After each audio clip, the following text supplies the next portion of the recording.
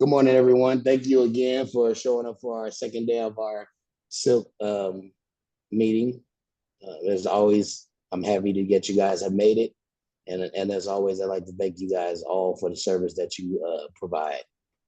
So with that being said, we will see if Wendy can take attendance for us. Okay, this is Wendy Thornley for the record. This is the roll call. Evander Davis. Here. Vicki Essner. I know she's here. She might be muted. Mary Evilsizer.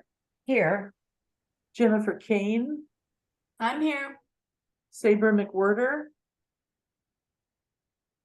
I haven't seen her yet. Raquel O'Neill. Present. Kate Osti. Cheyenne Pasquale. Renee Portnell. I'm here. Ace Patrick. Ace is excused today. Oh, that's right. Thank you. Linda Voivoda. Here, and I have a guest. His name is Richard Blanchett. Richard Blanchett. I'll let him spell his last name. Yes, please. Richard. Sorry. I think did I meet any of these guys last time? Blanchett, B as in boy, Larry, Adam, Nancy, Charles, Henry, Echo, Tango, Tango, Echo. Sorry. Thank you. Julie Weissman-Steinbach is excused absent today. Peter Whittingham. Here. And Dee Dee Formaster. Here. And we do have quorum. Thank you so much, Wendy. Now we're gonna move on to our first public comment session. Dawn, if you could read that thing that we love to hear so much. Absolutely. This is Dawn Lyons.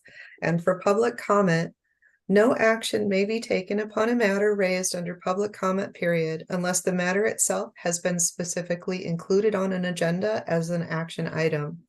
To provide public comment telephonically, dial 1-253-215-8782 US Tacoma.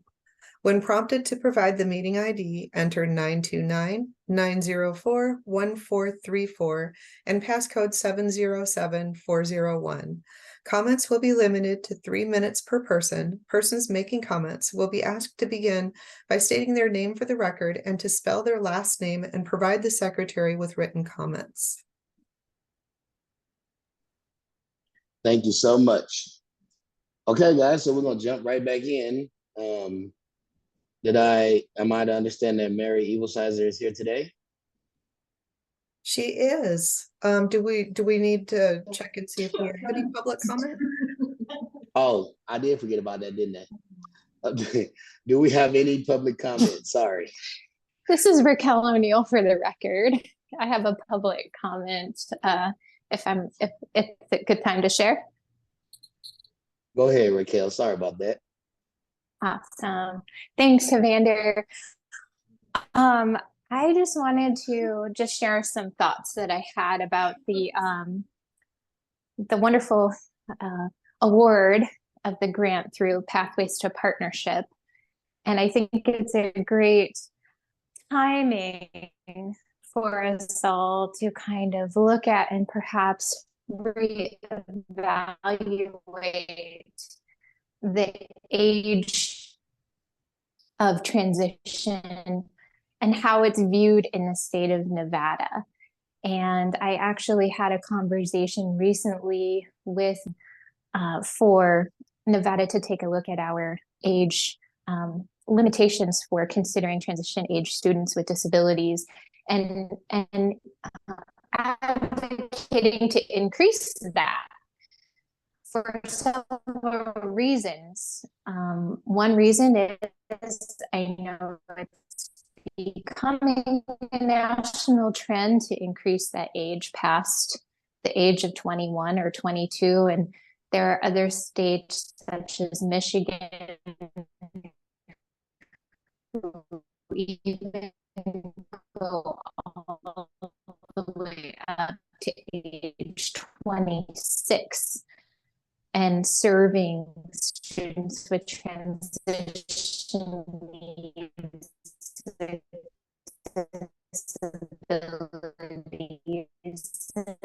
Another reason is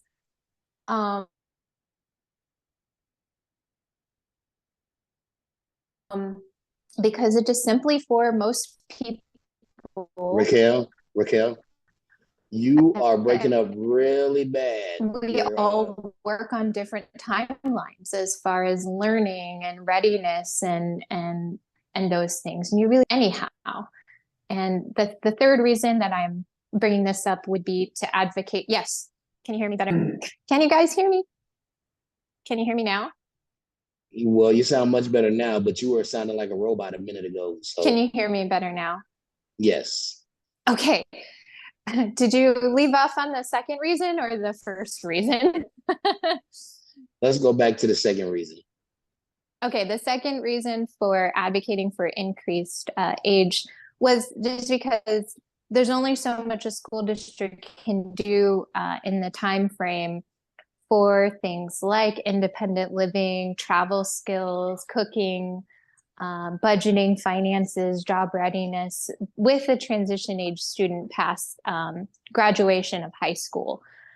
And the third reason was just the distribution of services. And so I'm hoping that this new grant will allow us to collect some really good data about services in rural areas for transition age students and where they're at, and perhaps even do a further reach of a survey to find out how many people, such as in Reno or Washoe County, other counties, are being served and feel like they're adequate by the time they're discharged from transition at age 22.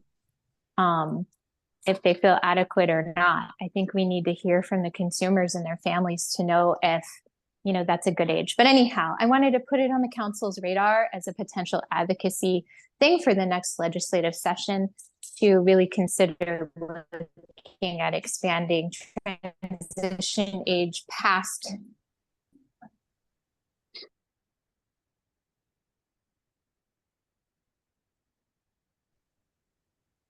All right. Thank you, Raquel. We will keep that on the radar. Don will make sure we follow up on that.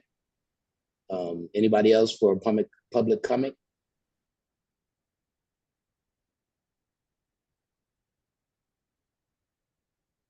I do not see any hands up, Evander. Thank you, because I wasn't looking very well. I'm going to stop with the jokes. Okay, next. We are, Mary Evilsize is in the building, right? Yes, correct. Okay, Mary, we did hit the bullet points of some of the stuff that you sent in, but if you want to give us a brief overview, we will take it right now. Wonderful. And thank you. And again, my apologies for not being here yesterday. Thank you. All righty. Wanted to start out just briefly. This quarter, we had 60 new intakes, 717 INR calls. Again, our housing services are the highest. Traditionally, they run at a 70% of the services requested from our agency or for housing. This quarter, they were at 64. That is somewhat of an improvement. It's not because housing is getting better. We believe that people are giving up, but we are working on some issues to try to make it better. And I did want to share with everyone, we have been working with the HUD mainstream voucher. And it's interesting, we got our agenda done for this meeting, and we got notified that they had received 300 new vouchers, but they've given them out. And when the vouchers are issued, we always try to get all of our consumers in. We know about vouchers. We can sometimes get the vouchers, but not the housing. We're trying some different strategies with these vouchers, but my report did include what the eligibility criteria was. However, we're not giving up. We are advocating that the state of Nevada continue to get mainstream housing vouchers, and that's how we get vouchers. We continue to share our needs. So that's an update on that. Wanted to share that our transportation requests are up, and they are about 25% of the intake services, the new intake services that we had. Also, we had like a smattering of requests for assistive technology. We do refer to Care Chest and to AT. Our AT Council and AT programs, when we have those, sometimes we can help a little bit faster and get to resources a little bit quicker because the individual needs it to just stay out in the community. But we always make the referral for the follow-up or continued assistance in that capacity. I've also had some requests for personal care attendants, and it's not, as we know, that the individuals don't have the hours. It's that the personal care attendant providers are lacking the resources by way of staff, which I'm very glad that the SILC has PCA council meetings, and we're trying again to do make some changes in that field. Wanted to report that with our youth transition scholarship, we selected the youth. They went to the Nickel conference, had a wonderful time. One of the youth does want to be a social worker, so we have taken her under our wing. She is going to be the DJ for part of an activity that we're having. She's also a DJ. So with that, that's what we're looking for when we give out the scholarship. Who are some youth that we can groom into leadership? We will introduce them to the youth activity leader once that individual is selected. Wanted to share that on Saturday, October 7th, from 10 to 2 p.m., we have our annual event, and all of you are invited, and all of you are invited always with the booth. And if the funding for the booth, the $35 is something that you need waived, we can certainly do that. We welcome everyone to come. It will be from 10 until 2. This will be our last vaccine clinic.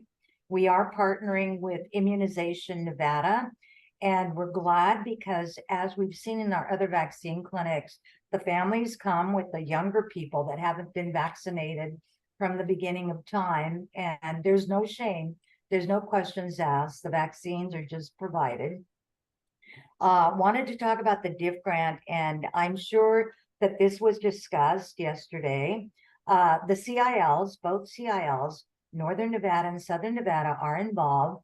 Our role is to provide guidance, assistance in the content of the products to be produced. It has to do with the tone, with reaching out to individuals from where they are, and in reaching out with our language. So we're happy to be a part of that. In addition, we also will be providing some consulting and provision of services and professional development for all of us, including us. So it's going to be a wonderful partnership between the educational system, with Voc Rehab, and with the CILs. And of course, the SILC is involved in that, and we want to thank Nevada PEP and the University of Reno for their contributions as well. Again, I think we're privileged that we received a grant. We won't go into the whole background of that, but what we hope to see out of it are some excellent products, some charts, a website, good content, good training arenas for students. And then, Raquel, we all are concerned about the age, and also not only moving forward, but backwards. Where do we start? You know, what's too early? In my opinion, it's never too early. We won't go into that soapbox today. But anyway, we welcome the DIF grant. We welcome the partnership, and we welcome the collaborations that will continue for years on end. And I'm sure you talked about the housing conference yesterday that's coming up on I believe the 10th and 11th, and then the April conference coming up on the 12th, 13th, and 14th. But anyway, that concludes my presentation, and thank you for the time. Evander, Linda has her hand up, and then I have some comments and questions after her. Okay, Linda. I'm sorry, I'm still trying to learn all these acronyms. What's PCA? Oh, I'm sorry, Linda, our alphabet soup, personal care Yes. attendant.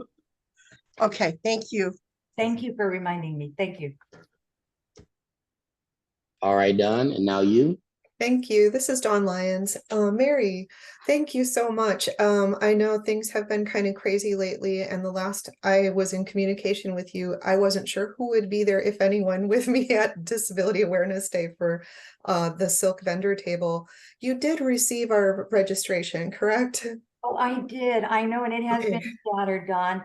And then I wanted to give you a follow-up. Don had the greatest idea, you guys, and that was to invite Julie Taylor from our WIPA program, which is located for remote services out of Denver. And Don and I did our best to get her on Zoom this year for DAD. Couldn't quite work it out this year, but Don, in the end, she has agreed, and we will be announcing throughout the day that she is available to take phone calls from 10 until 2. We've already printed out her materials. We're going to hand them out. We'll be giving out her phone number. And for those of you that may or may not know, but the Ticket to Work program, the WIPA services, traditionally how that works is you call the 800 helpline ticket number. Then they tell you, okay, you have to, or everyone tells you have to call the helpline. After that, you get screened. After that, then they let you speak with a person. So to have Julie available for phone calls, now she can't answer specific questions, but she will give you the generalities, give you the information. Most people want to know, how much can I make and still get my check?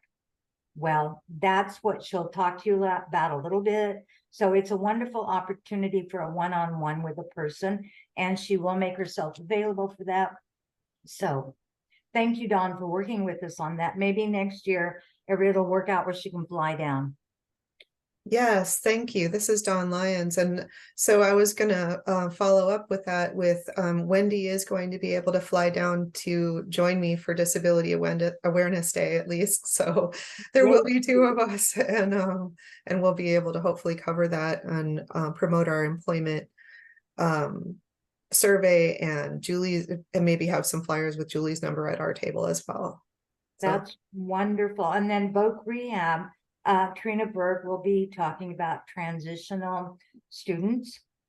And then we also have one other group there talking about school to work transitions, and then a couple of employers are there. I know we also tried to make it a job fair, not this year. I think maybe this year we just had so much going on, but I think maybe next year if we can partner up with Anthem, we can maybe do some other things. It looks like Jennifer, you put a comment in the chat. Would you like to share that, or do you want me to?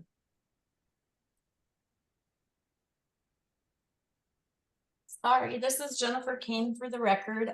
Yeah, I was just replying to the conversation that folks were having earlier. So the Disability Innovation Fund, or DIF Pathways to Partnerships grant that we were referencing, it demands certain ages, and it expanded our reach down to what they call children, which is defined as ages 10 to 13, and then youth, which is defined as ages 14 to 24 with disabilities that this project will serve. And so I mentioned yesterday, as somebody who's been in transition world for a long time, this is super exciting to me because we've always been bound by Nevada law as well as federal law, the Individuals with Disabilities Education Act, or IDEA. We work with youth ages 14 and up in my world, typically until they reach their 22nd birthday and reach maximum age, or graduate with a standard or beyond diploma. And so it's really exciting for us because we will get to look at helping students and families and their support systems transition from elementary to middle for the first time. So that's new.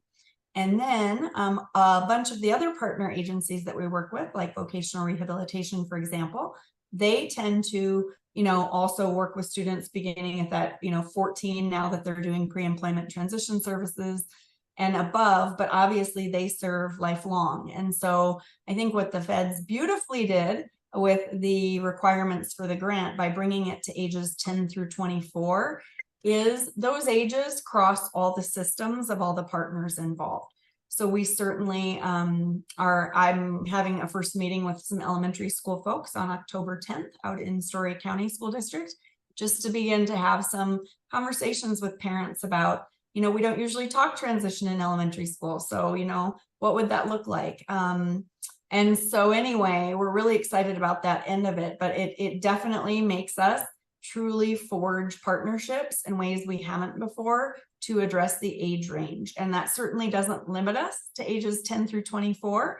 I think one of the teachers who's going to be coming on October 12th is a kindergarten teacher, because she believes we need to begin in kindergarten as students are moving from Part C to Part B of the Individuals with Disabilities Education Act and their rights under Part B of that law, you know, that we need to be talking about transition from that juncture. And I certainly don't disagree. So while we have the parameters that the grant establishes for us, that doesn't prevent us from going earlier and going later as well. Thank you. This is Dawn Lyons. Havander, I still had a couple things to say. May I? You may. Thank you. Thanks, Jennifer. It goes back to what Raquel was saying too.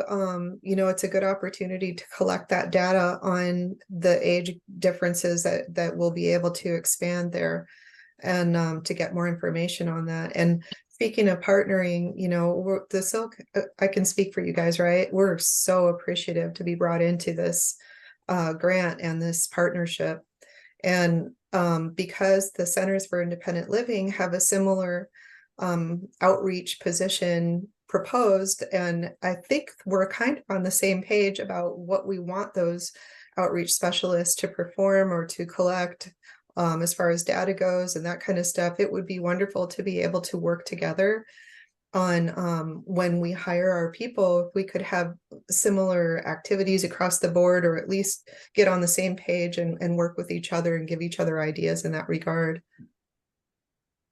Excellent. And then somebody that's going to be at Disability Awareness Day that we all should meet. And then it's for down south, but I'm sure Lisa up north, she's establishing connections with the school system. We are having the Clark County School District School to Work Transition specialist, whose name is Tracy Greeley, and we work with them, Dawn. So we'll make sure I think you know her. And we're always partnering together to see what outreach we can do to invite the parents and the students at the same time. So we will certainly, you know, work harder at making the connections where we're all on the same page with the outreach functions as well. Yes, go ahead. And maybe even partner up on some of the travel to get our people out together to the same rural areas if we need to. That kind of thing. I was thinking we could partner on that along those lines too, wherever we need to, you know. As CIL, we're always open for discussion. So let's take a look at everything. Again, I think the importance of this grant is to expand our collaborations and to extend our collaborations, also to work together to see how we can leverage all our funds to be as cost effective as possible. So this is, I think it's a step for Nevada that's in the right direction that we were all going in to begin with. It's just that I think we all are always working with our population, trying to help this one, and then we forget that there's a whole world out there that we can partner up and work together on. Anyway, that concludes my report, if there's no other questions. A couple of questions, Mary. Mary, how are you? I am good, busy but good. It's busy. Can you share the name of the female DJ that you'll be working with? Yes, and I'm going to give you only her first name because we're protective of It's okay. No, it's okay. Just the first name. Laura. Okay, I thought it might have been Tina. And coincidentally, there's another female DJ work with us. She just graduated from our public speaking class. She's enrolled in our computer class. She resides at Betty's Village. And she's just a wonderful young lady. I thought it might have been her, and I was thinking that unknowingly we were collaborating, because we engage her parents as well in the things that we do with her. Just a wonderful, but I thought it might have been Tina. You can disregard. We'd like to meet her though, because we do like to hire people with disabilities. And then, okay, so we don't pay a lot, but it's a little stipend and it's a job. So maybe if we could meet her before next year. We'll talk offline. And then we'll talk about it. And then just off the cuff, this is in the workings just in a little bit, but we are going to have a project where we're going to be doing some videos, and we want to hire individuals with disabilities, but we'll be giving the word out when that project is ready to go. And it's going to be, and I shouldn't be talking so much, but the disaster project that is in the works between both centers for the whole state. But we will announce it formally. But we're always on the lookout for talent with our youth. Thanks, Mary. Thank you. Evander, Linda has her hand up next. All right, Linda, what you got? I have a question. This is Linda Voda for the record, VEJ-VODA. My question is we have this transition going on. We have this disability for the kids. But what I want to know is, are the parents going to be educated along with these kids? And is that going to be something that's going to be intertwined, or is it going to be separated? Or is it going to be an overall kind of thing for everybody?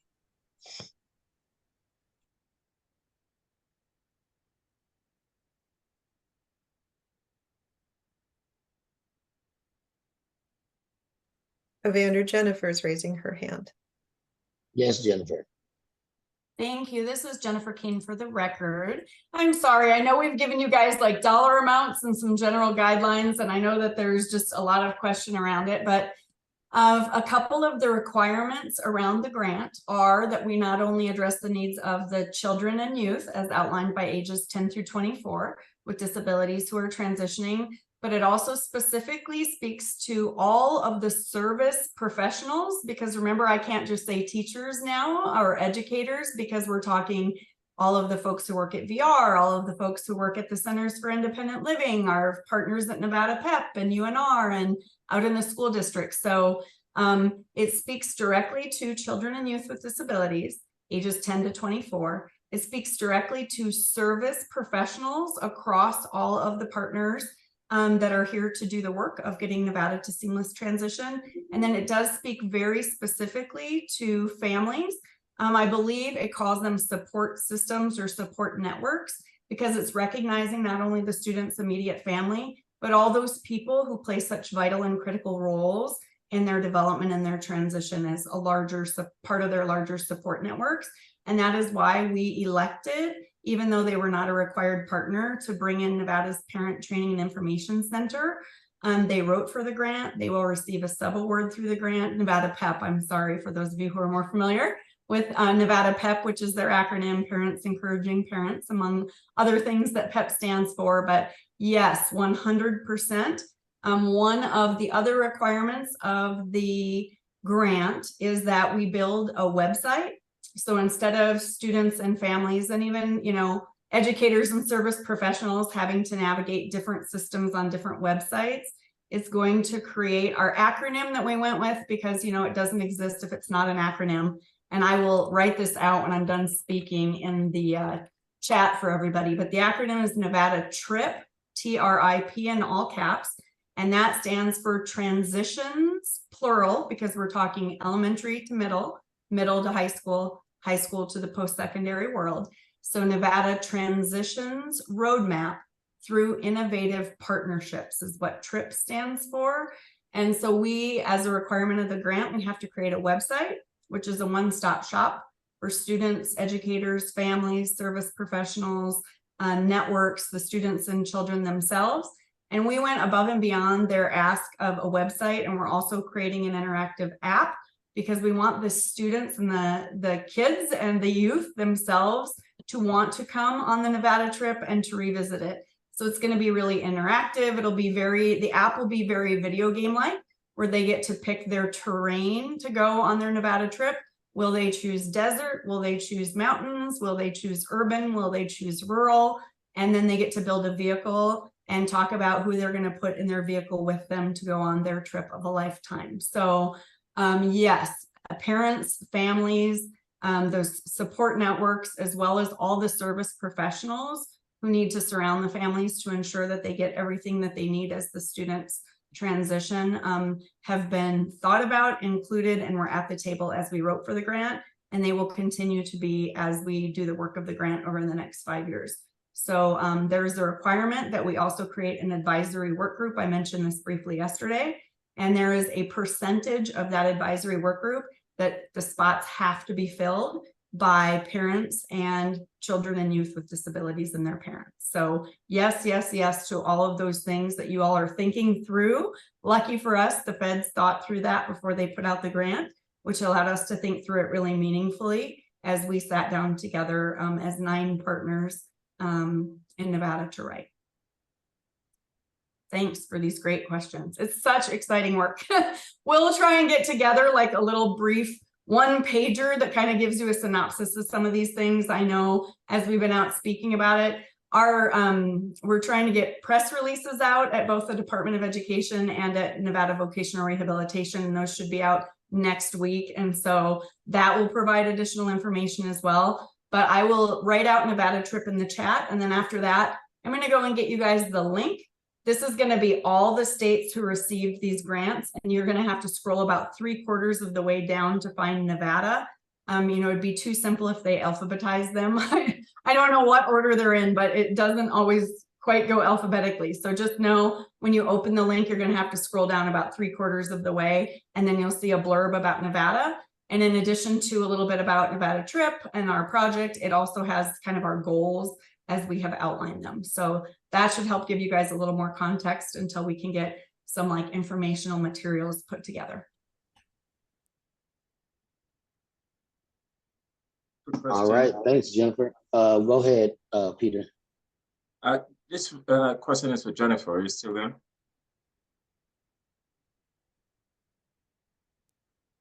Yes, I am. Sorry. I was typing. You may have answered this question yesterday or maybe in other times, but is there a way that you can circulate the full content and provisions of the grant for not only the council members, but also for maybe entities that service providers that may have an interest in applying for any of the provisions in the grant? That may, say that last sentence again, that may. Any other entities or service providers who may have an interest in applying for any of the provisions of the grant. So there isn't an ability to apply for anything. If the 9 partners who sat and wrote together in the beginning, each of those 9 partners will receive a subaward to do the work that they agreed to do. So the only ability for others to join would be through the advisory work group, or I know at least the Nevada Department of Education, and I know others because I read everyone's individual budgets that were submitted.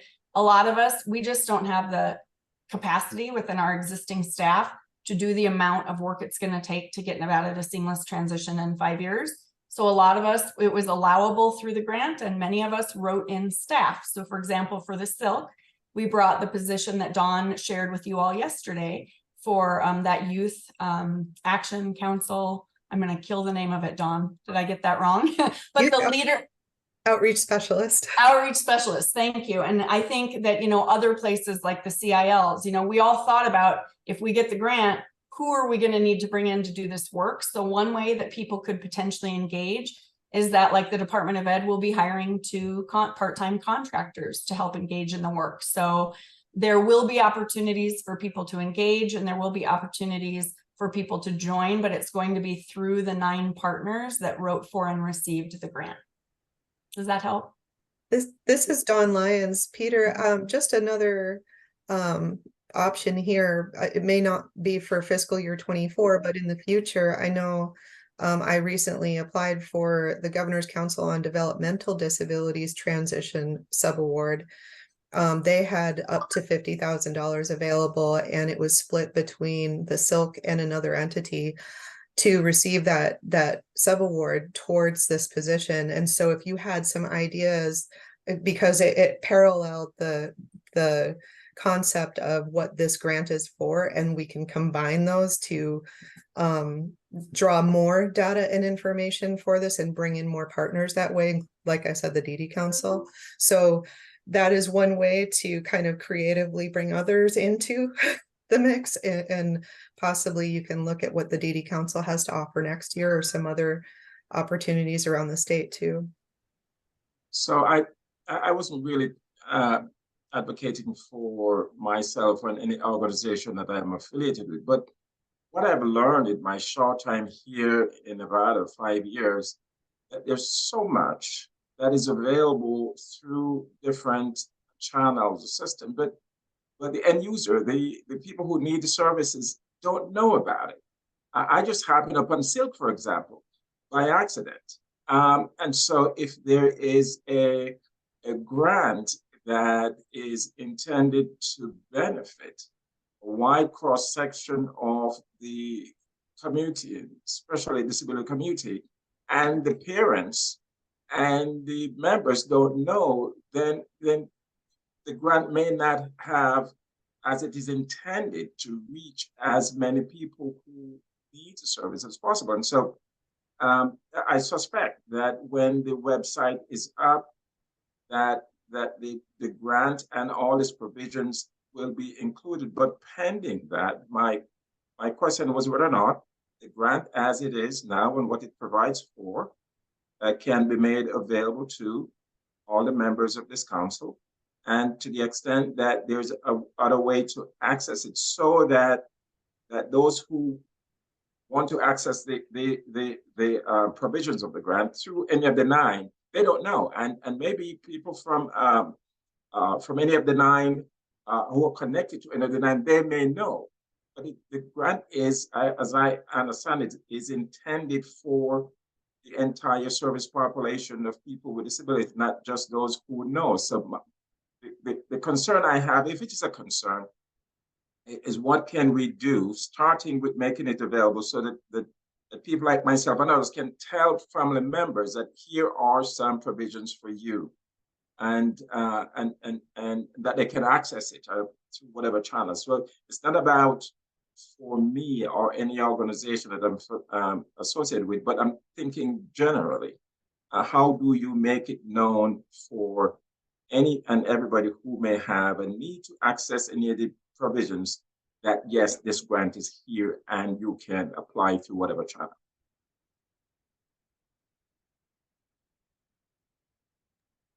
This is Dawn Lyons. Jennifer, you don't need to raise your hand. That question was directed directly towards you. All right, this is Jennifer Kane for the record. So we have thought that through actually as well.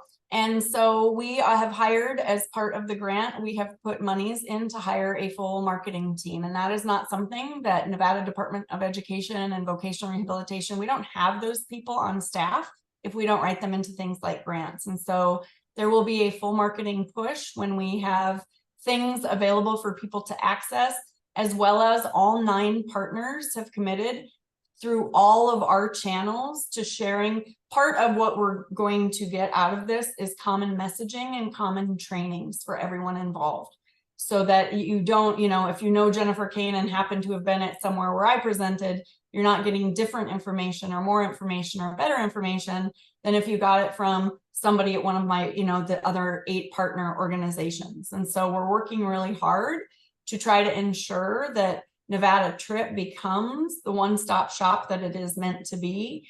And a huge part of that will be all of the 9 partners using all of our connections to not only spread the word, but also to bring in the people that weren't. So for example, we had one partner, we reached out to ADSD, to the regional centers, to ask them to be part of the grant. and they came to the initial meetings, but they were unable on the short timeline that we had to turn around the grant. They were unable to complete the requirements to officially become the 10th partner. So that doesn't mean that we're not going to bring the regional centers in and build them in as part of the Nevada Trip website and include those trainings and push information out through them. They will still be there with us, as will anyone else who we can find and bring to this space, so that you know, we can get to truly seamless transition. There's no possible way 9 partners can do that on our own. And so it's a group effort of both all of us getting common messaging out through our organizations, but also bringing others in so that the message goes wider and wider. It's our vision. We know, I can tell you, because I get to see the metrics if I ask for them, of who uses the Nevada Department of Education website and who is seeing our social media. And it's not accessed very much by students and parents. And so we want the Nevada Trip website and the app to be something that is their source of information. So they don't have to go to their school district's website separately from the State Department of Education's website, separately to maybe accidentally stumble upon the SILC like you did, Peter. You know, we want all of that in one place. And the roadmap, the R of Trip, is really going to be about at different ages for the student and where they are on their transition roadmap, who would be the folks that they would want to connect to. They'll have access to all of it all of the time, but they're also going to have the roadmap tool to help guide them. And in addition to what lives on the website, because we know that not everybody has internet and not everybody has the ability to access apps and websites.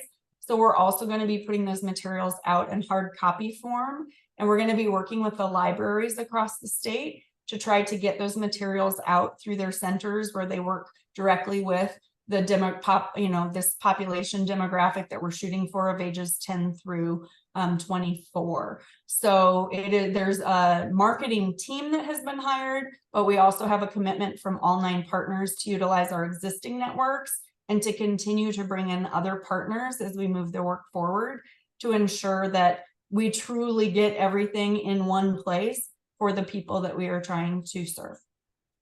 Great question. So let me ask then follow up with this specific question. You may have answered it there, but I may have missed it. Can we, as members of the council, have a copy of the grant to see all that it provides for?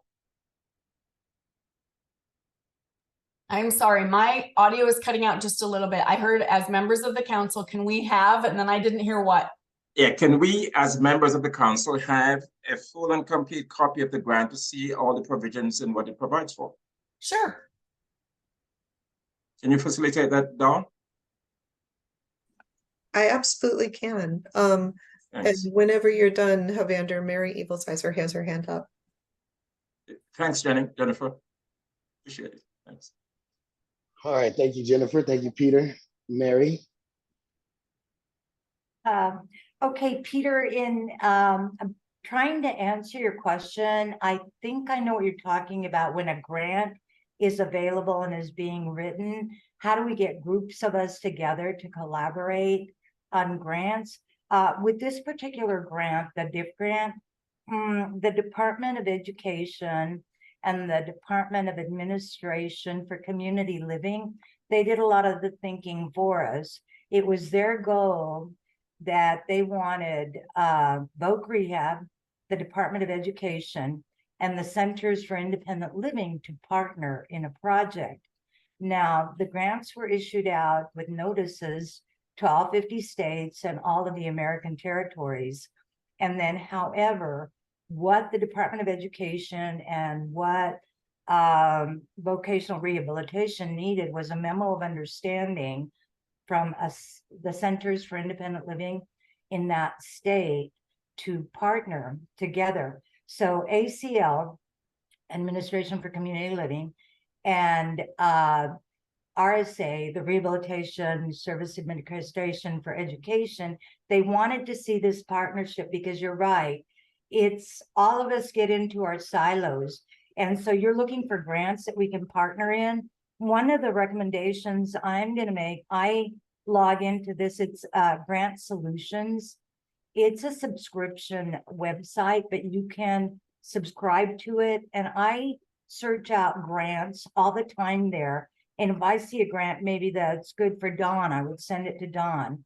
Or something where there's blind services, I may connect Raquel, or something for veterans with physical disabilities. So that's one way that we can partner. And then the other partnership grants seem to come from the state, where they want to see a collaboration of all service providers unifying to provide unified services. So I hope that that helps to guide you, because it's not like if Jennifer knew all these people and she invited them to write this grant, it's the administrations that issued out the funding that said, these will be the partners. In Nevada, we got lucky that Dawn caught wind and was there with the SILC. The Nevada PEP was invited because they are wonderful at recruiting parents and children. And then the University of Reno, they agreed to help provide some of the items that were necessary for the grant. So I hope that provides some clarity. This is Dawn Lyons. If I may add to that, Peter, I know that the Department of Education was very gracious in extending their invitations to partner with the SILC, with the Nevada PEP, and all the other partners, that the 9 partners that actually almost 10 that Jennifer was talking about. But in order to bring everybody in, they were on such a short timeline, and we had to have all our documents in. It was like we were working on it like, you know, we were just speeding through it and trying to get as much information as we could. It was very difficult, and that's why Aging and Disability Services backed out, because it was a very short timeline, very difficult timeline, and there was a lot of work to be done in a short period of time. So it's not that they didn't want to invite more partners, it just was logistically impossible, I think. But like Mary said, the mandated partners were there, and the mandated partners were dictated by the federal government, the RSA and ACL. So it's not like, you know, it was planned and schemed against anyone or anything like that. We're trying to pull in as many people as we can and as many organizations as we can into this. And we welcome participation, like Jennifer said, in the evaluation committees and other things, other avenues that we can bring others into, as far as, you know, putting information out there in one source. So I hope that helps clarify too. So I'm forced now to clarify my question, because clearly I misunderstood. I wasn't talking about the need for others to be involved in the grant or the team. That's gone. It's over. My question was, my thoughts were that now that the grant has been awarded, and it's a public grant for servicing of members in the disability community and others. And so to the extent that the end user of the grant, the people who really don't know about it, that this provision is there, that this opportunity is there to apply for, to talk to any one of those 9 to say, hey, do I fit into the criteria of this grant because of my needs? And to the extent that so many people may not know about it, my thoughts were that if the grant and what it provides for is circulated to, first, certainly members of this council, and maybe to other service organizations, that they will know that there is a provision for them, that this grant is there, that they can reach out to any one of those 9 tentacles of the grant and say, hey, you know, here are my needs, and do I fit in the criteria? So it's not a case where I am concerned. I was concerned about the number of people or whether or not organizations should have been involved. I'm talking about now that it has been approved. How do we make sure that everybody who has a need for it knows about it, pending the website up and other formal structure that may be pending in the plan? I'm asking, and I think Jennifer answered my question, and I'm satisfied with that she will make a copy of the grant as it is, in its complete form and what it provides for to all members of the council, and then we'll take it from there. Great. I'm glad that you did get the clarification that you need from it. So Jennifer's going to get that out to us. Don's going to make sure we all get it. Is there any more questions on this subject? This is Don Lyons. Evander, it looks like Lisa's here too, so we could give her possibly the opportunity to provide her report, that since she wasn't able to be here yesterday either. Just thought I'd mention that since we're on CIL reports. Okay. Lisa, did you have anything that you want to update us on? Hi, I'm unmuted, right? Yes. Oh, sorry about that. Hi, everyone. Sorry I missed yesterday. I had a conflict, but I will make my update very brief because Mary's covered most of the high points, and our centers are so similar. Just like Mary, our staff, we're seeing a continued demand for housing assistance here in Northern Nevada. So the Washoe County and all of the surrounding counties. We did manage to get a small grant because I think I spoke about this at our last meeting. One of the things that we're experiencing are issues with like gap, when somebody's rent unexpectedly goes up way more than they can afford and they can't relocate right away. What kinds of assistance is available? And it's a very sticky, tricky situation, but the city of Sparks, which for those of you who don't live in the north, Reno and Sparks are, right next to each other. The city of Sparks chose to take some of their ARPA funds, so their federal funding, and give to the Sparks Senior Coalition, Senior Citizens Advisory Council, that's it. And they put out a NOFA, so a notice of funds available, so it was a competitive grant situation to provide some funding to help with this particular issue, only in the zip codes in the city of Sparks. But hey, it's something. And NNCIL did receive that funding. And what it has allowed us to do is create gap assistance, emergency assistance, and relocation assistance. It's a very small amount of money. It's going to be gone really quickly, but we're hoping that it can demonstrate to the city the need, and maybe to the wider populations, outside of Washoe County, a way to help people deal with some of the things that are happening around housing right now. Much like Mary said, I've got a couple of staff people who will be attending the Housing Coalition meeting in Las Vegas next week. So I'm really eager to hear what we learned from that.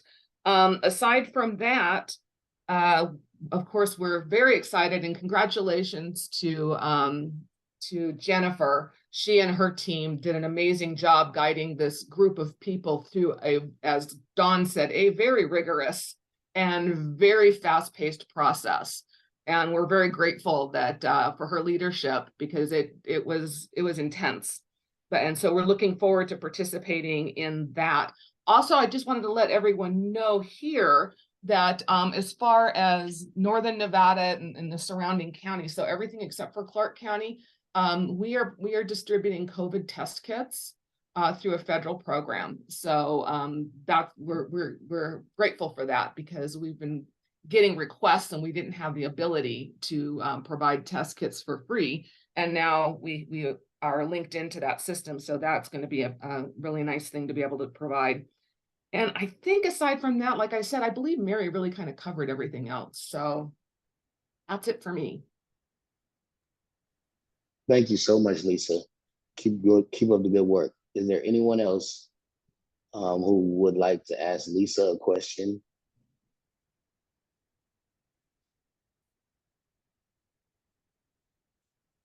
Don, you see anybody? This is Don Lyons. I was just going to say there are no hands raised. All right, great. So is Dr. Cosgrove in attendance today? This is Dawn Lyons. Dr. Cosgrove did not make it today. I'm thinking we're going to have to table her agenda items again. But the one that I'd like to circle back to, if it's okay, is number 11, the discussion and appointment for new legislative subcommittee chair. Since we had a public comment that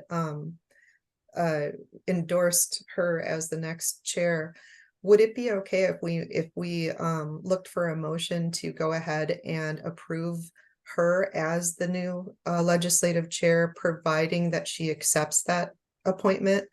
And if not, that I can chair the December meeting in the interim until our next meeting in January when we can reappoint someone else? I would be open to that for sure.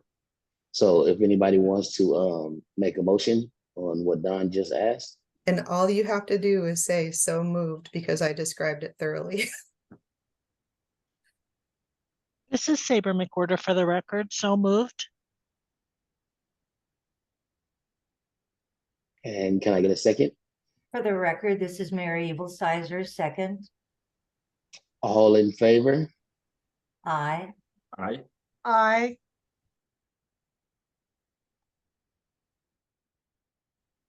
I, Anybody? There we go. I was waiting on you, Dee Dee. Sorry, a little late on the finger.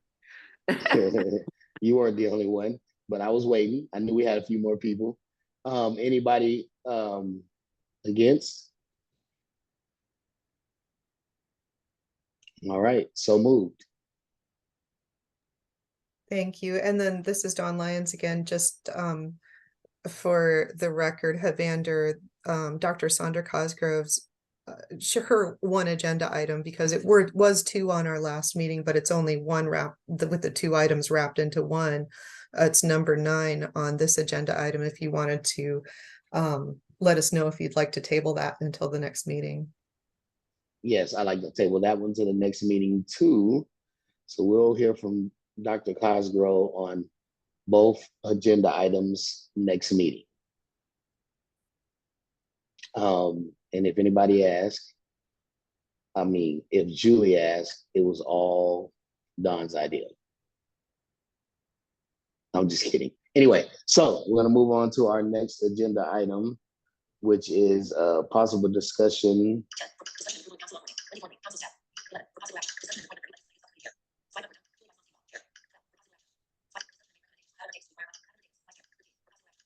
Just to help out, Oh. it's number 13. Future agenda items. Correct? Yes. I was getting there. I was, the thing was reading.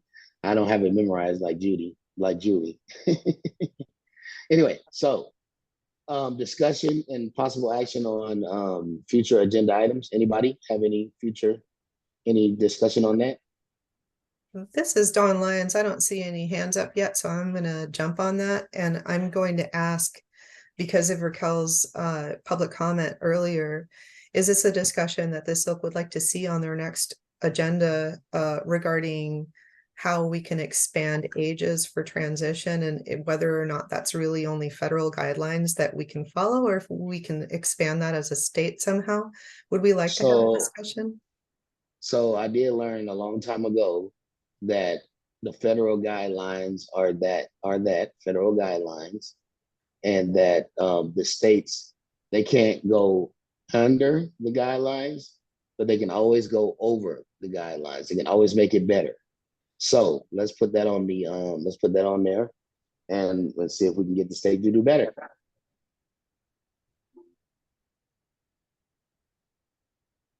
Great. And then this is Dawn Lyons again, as well as the tabled items for Dr. Cosgrove. I think there was the Aging and Disability Services updates that we asked for specific items on that Cheyenne agreed to yesterday. And then Jennifer Kane has her hand up. All right, Jennifer Kane, what do you have for us? Thank you. I'll be quick. Jennifer Kane for the record. I just wanted to let you know that we have had at the Nevada Department of Education, within the Office of Inclusive Education, we have had underway for about 4 years now, regulations, to look at changing the transition age. Right now in Nevada law, under the Nevada Administrative Code, we have pieces of transition that we as a state have elected to do before the Federal Individuals with Disabilities Education Act, or IDEA, requires them. So IDEA is written so that certain elements of transition have to be in place by the student's 16th birthday, meaning they are written into the IEP, usually when the student is 15, because we don't typically hold IEP meetings on kids' birthdays. So we call it 15 plus when I do training on this, because really for them to wake up in the morning and turn 16, it has to have already been included in their IEP. So currently Nevada law takes pieces of those requirements from federal law and requires that they actually begin at our state during the IEP in which the student is 14. So we have a system where some things begin at 14 and some things kick in at 15 plus, in place for the 16th birthday. Just to give you a 2-second history of that, Nevada didn't decide that we wanted to be in that situation. Federal law changed the age at which requirements happened. And so it went from 16 to 14 to 15 plus, the model that IDEA has today. And so we kept pieces at 14 that we thought were critical to keep at that age when IDEA 2004 moved to the 15 plus in place by 16 model. So just to let everyone know, and by the next time we meet, hopefully I'll have great information to share, but we are in the final stages of internally doing the pieces that we need to rewrite some regs, and it will be going to public workshops. So I will make sure Dawn gets the information when we have a public workshop scheduled. We're not going to make November, so it's going to be probably December at the very earliest that this would be happening. So you've got a little time. But we are ready to move forward to become, I believe we're still on track to be the 11th state in the nation to have all of those requirements begin at age 14. Now that certainly doesn't prevent a school district from creating policy and procedure, just like the state law can do more than the federal law, but never less. School districts, policies and procedures can in fact do more than Nevada law and more than federal law, but of course, never less. So we have some school districts, we've been working on this regulation for long enough that we have some school districts who have already begun to require all pieces of transition to begin at 14. And so just know more to come on that, and you all will have the opportunity to attend a public workshop, to review the language, to provide feedback. But that is something that has been in the works for a period of time, and what has stretched out actually moving it forward has just been changeover in staff at the department. So I'm happy to announce that we have a new assistant director that was just officially announced, I think within the last week, and her name is Christy Hines Coates. She has been a special education district administrator in Douglas. She's worked for us at the department before in our office as our compliance person for looking at compliance with IEP files. So she is just a wealth of information and knowledge, and I'm so excited to have her as my assistant director at the Office of Inclusive Education. So Christy will be moving forward with those regulations related to transition age, and I will be accompanying her on that journey. And so you all will get all of that information firsthand as it becomes available. But after we do our internal pieces, which we're still working on, then the next step will be to take it to public workshop where you will all be invited. Thank you. So this is Dawn Lyons. Jennifer, it sounds like you'd like to also have an agenda item to give us an update on those workshops and that process from the Department of Education at our next meeting, as well as having a discussion about expanding ages, both younger and older, as Raquel was talking about. We can have that discussion as a separate item. Does that sound good to everybody? Raquel, am I capturing what you wanted to discuss?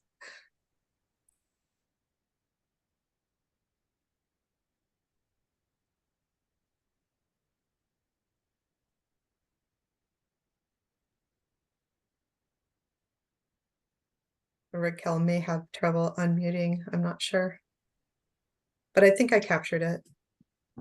I think so too. I was just over here on pins and needles because I thought I didn't remember right. And I was so happy that I did.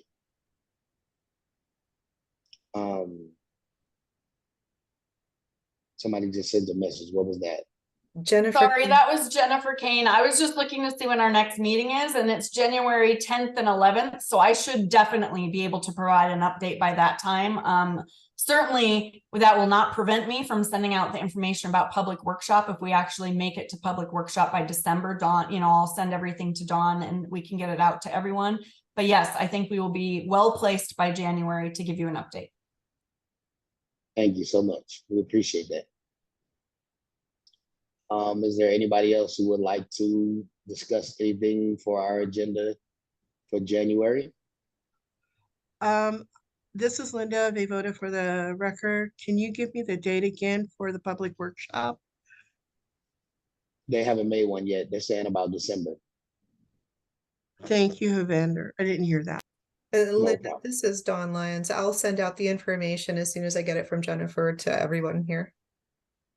Thank you, Dawn. Is there any more questions?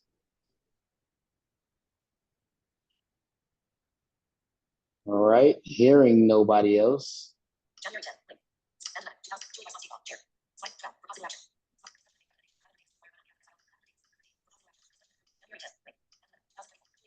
I think we need one more period of public comment and that's it, right?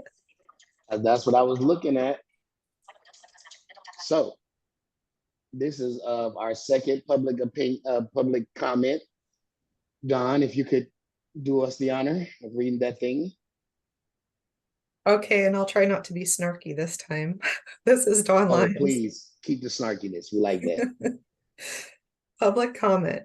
No action may be taken upon a matter raised under public comment period unless the matter itself has been specifically included on an agenda as an action item. To provide public comment telephonically, dial 1-253-215-8782 US Tacoma.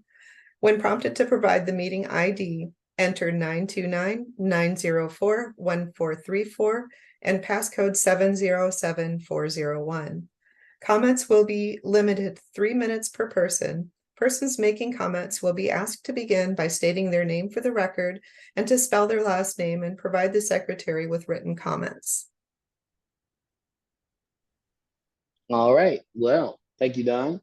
Is there anyone who would like to say something in our last public comment? Yes, if I may. Isn't this a session where you can make some comments that is not specifically provided for on the agenda? Correct? Well, Peter, you could have done that through all of them. I thought that the last time yesterday when I said that, and then it was told to me that we can make any kind of comment you like, whenever. Okay. Thanks. I just want to make two announcements. I think last year we had a wonderful buddy walk where we had more than 1,000 people gathered just to collaborate and share and promote the interests of the disability community in general and persons with Down syndrome in particular. Wonderful event last year. We're going to have that event again this year. In fact, it is this Sunday at Town Square, and we are inviting, as a matter of fact, I hope it's not too late for any of the organizations represented in this forum to come out. The Buddy Walk across the country promotes the interests of persons with Down syndrome, but it expands to include others in the community with intellectual developmental disability. We here in Nevada, Southern Nevada, we are reaching out to all organizations. In fact, the theme for this Buddy Walk is to come and march behind your own banner while walking hand in hand with us in support of inclusion for all. So it's all about promoting inclusion for the disability community. And I would invite anybody that have time to come out and walk with us this Sunday. It looks like we're gonna clearly beat the numbers for last year. A lot of activities, a lot of family fun events.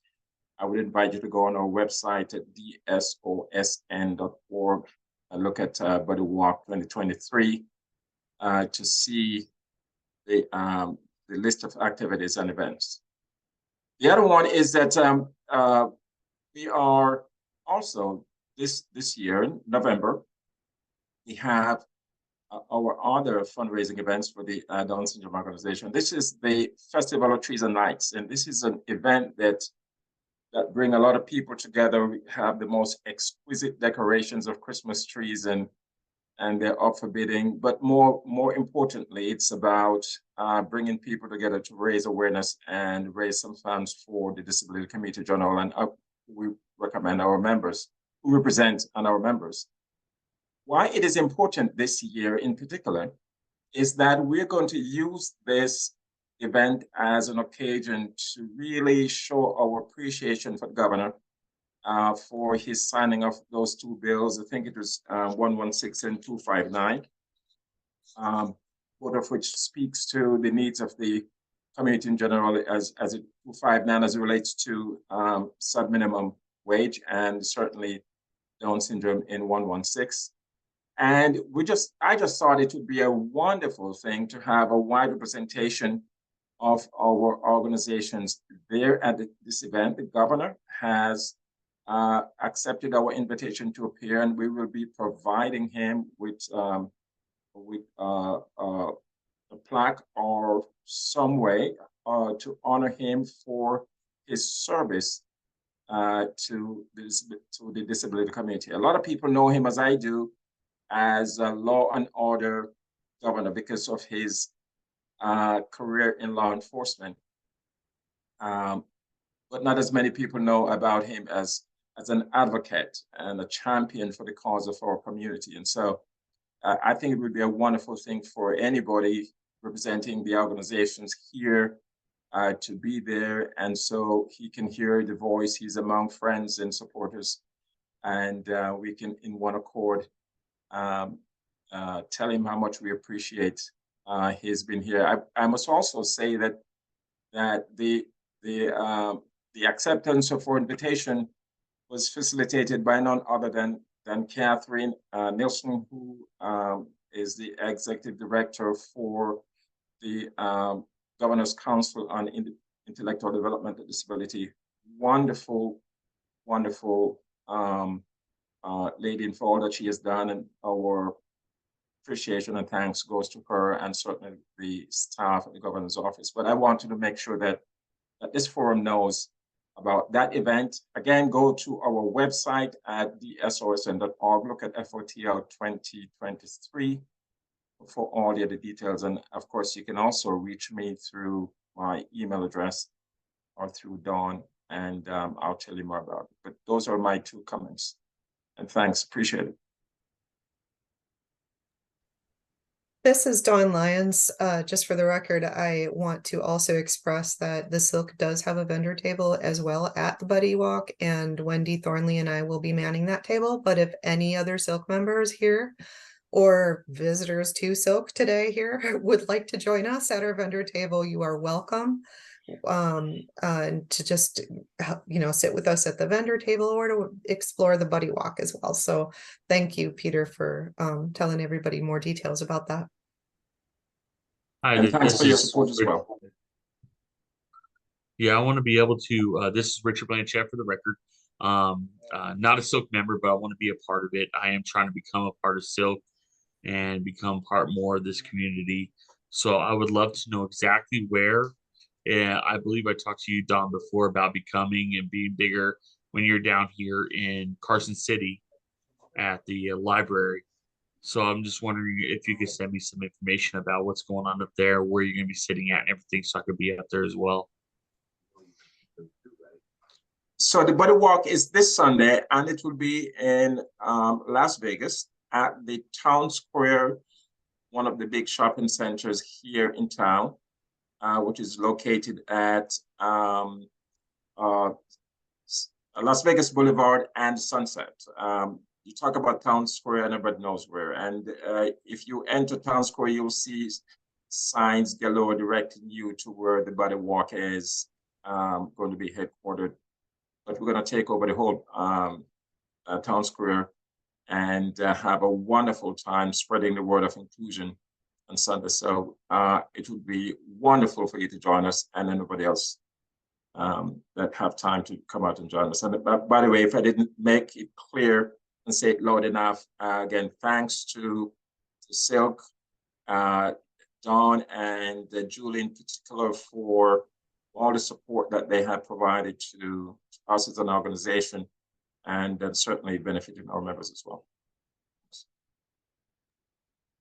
So this is Dawn Lyons, just to make sure, you signed in on the sign-in sheet. Is that how I have your email? Because I don't have it in front of me right now, but I can look it up if it's there. Are you talking to Richard? Yes, sorry. Yeah. I know it was me. Yeah, so I was, yes, I actually sent an email out about being part of it. So I haven't received anything back that I know of. And I keep looking for something. But also, I was going to ask you, what time is that walk? Because you said you talked about it, but what time was it? The walk is between 8 o'clock and 1 o'clock. It starts at 8 o'clock with an opening ceremony. In fact, okay, since I'm talking about the details, I might as well brag about it. The gentleman, his name is Carnell Johnson. He's known as the Golden Pipes. He sings for the Golden Knights, and he's going to be singing our national anthem. And that's going to be just the start of a wonderful, wonderful event with a lot of other spectacular attractions as well. There's an organization known as Slide into Vegas, which will be debuting one of their most exciting attraction at the event as well. So come on down, Richard. Good to meet you if you're available to come down to Las Vegas and be a part of this and have a chance to have a conversation as well. Well, I certainly will definitely try to. So thank you for the invite. Of course, I'm all the way up in Carson City, so I'm trying to do the best I can by learning up here and making my way to everywhere else in Nevada. But I'm going to definitely try doing my best to make it down there. I appreciate it. Okay. Richard, this is Dawn Lyons. I just sent my email over to Linda through the Zoom chat. I believe I got your email. So I'm not sure which email you sent it to, but I just sent you the email that's best to send me an email at, because I didn't get yours.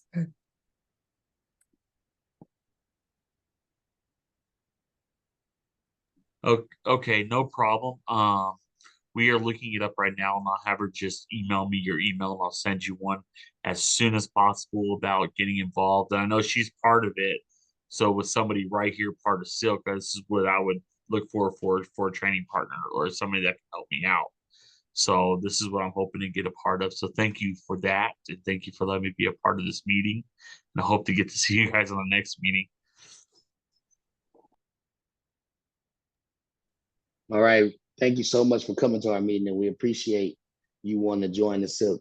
It's a great organization, and it's something that's very near and dear to our hearts. So we hope that you will join in and be a part of it with us. I'm sad to say that this is the first time I missed Disability Awareness Day in many, many years. So you guys have a good time at Disability Awareness Day. Make sure you tell me all about it next time. And I went to the Buddy Walk with Julie last year. So I'm gonna miss that too because I'll be in Washington, D.C. But you guys have a good time, enjoy yourselves, and represent for our communities. Is there anyone else with any public comment? I want a buddy walk up here in Carson City. This is Linda Voda for the record.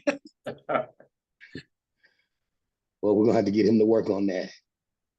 Linda, we will talk. In fact, another Nevada Down Syndrome network, they do have a buddy walk. Take a look at that, and we have had conversations with them, and they do a good job up there as well. Thank you. Well, thank you. Is there anybody else with public comment? Amanda, this is Vicky Esner. Hi. Hi. Just want to apologize that I will not be able to attend the Disability Awareness Day. Hopefully the next one I'll be able to come in. We definitely understand that you can't attend these outings just yet. So thank you so much. Thank you. Anyone else with any other public comment?